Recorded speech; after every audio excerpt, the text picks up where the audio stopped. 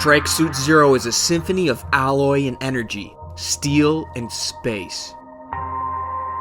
Moments of serene calm unravel the legend of future Earth.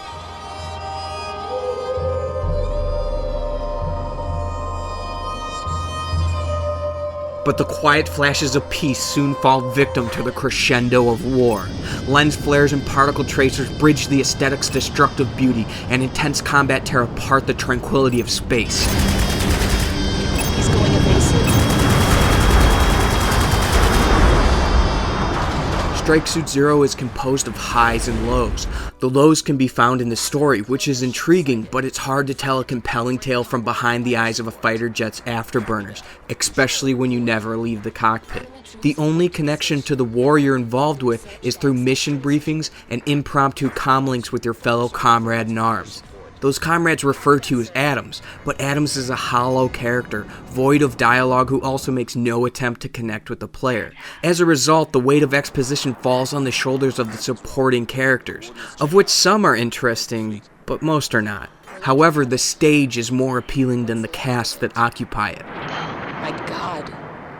This play is given an eye-catching stage with an entrancing backdrop of celestial space. Missions will take Adams all over the galaxy, from the intensely chromatic remnants of a planet ravaged by a weapon of great magnitude, to an asteroid field glimmering with purple and blue shimmers from a distant nebula. The spectacle of what surrounds the mission is quite surreal.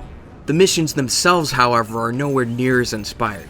Objectives range from protect this, destroy that, but the handful of ships you'll unlock throughout the storyline bring a unique style of play to each stage. For instance, the bomber is slow but powerful, with heavy torpedoes to bombard massive carrier war machines.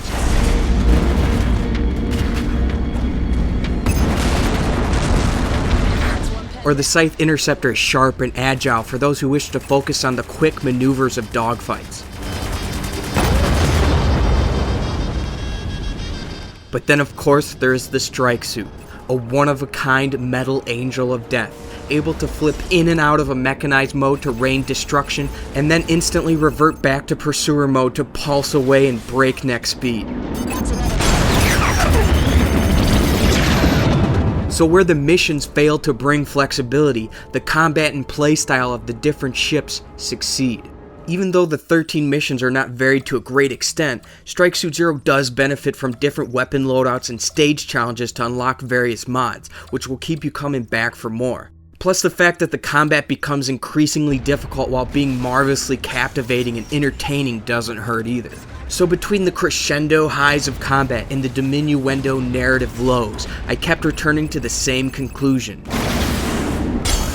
Strike Suit Zero is a song of triumph and a spectacle of awe. It creates a magnificent high that only the sights and sounds or robotic space opera of mechanized destruction can manifest, and it does it brilliantly.